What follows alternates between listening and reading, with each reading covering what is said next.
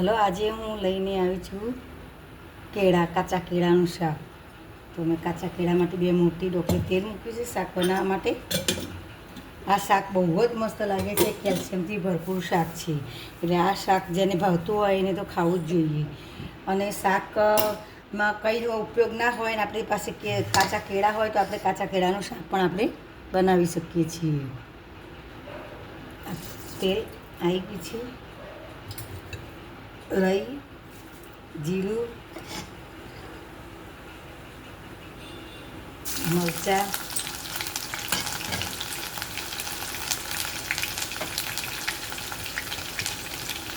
હિંગ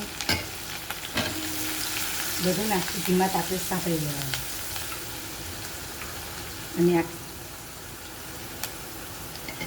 આ કેળા છે તો કેળાને મેં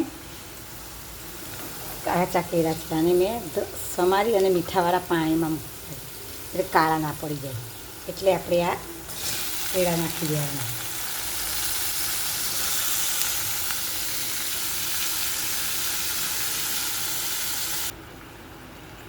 હવે આપણે બધા મસાલા કરી દઈએ. મીઠું સ્વાદ મુજબ નાખવાનું. 1 ચમચી મરચું, અડધી ચમચી હળદર,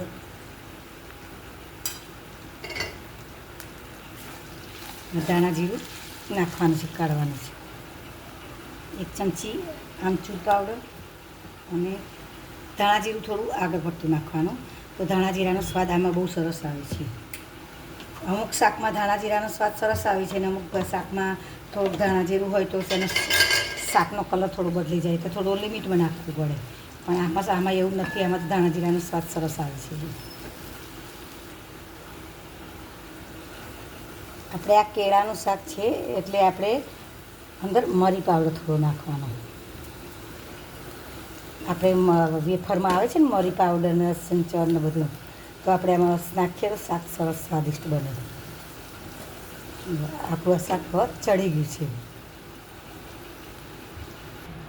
આપણે 1 ચમચી નાખ્યો એમાં મોરિંગા પાવડર, સરગવાનો પાવડર.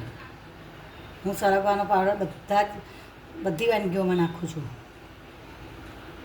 એક નાની ચમચી રાખવાની. હવે ઢાંકીને મૂકી રાખી. હવે સરસ ચડી જાય ત્યાં સુધી.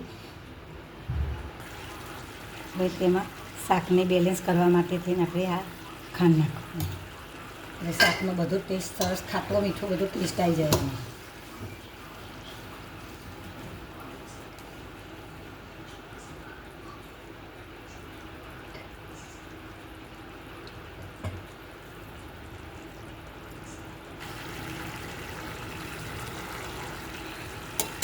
જો ફ્રેન્ડ્સ, આપણું શાક સરસ તૈયાર થઈ ગયું છે. તમે પણ આ રીતે બનાવજો. મારી વિડીયો જોતા હોય તો મારી વિડીયોને લાઈક કરજો, સબસ્ક્રાઈબ કરજો. જો કેટલું મસ્ત બને છે. જુઓ, તેલ થોડું ઉપર આવવા કર્યું છે એટલે આપણું શાક તૈયાર થઈ ગયું છે. તો મારી ચેનલને લાઈક કરજો, સબસ્ક્રાઈબ કરજો. Thank you. આભાર. જય અંબે.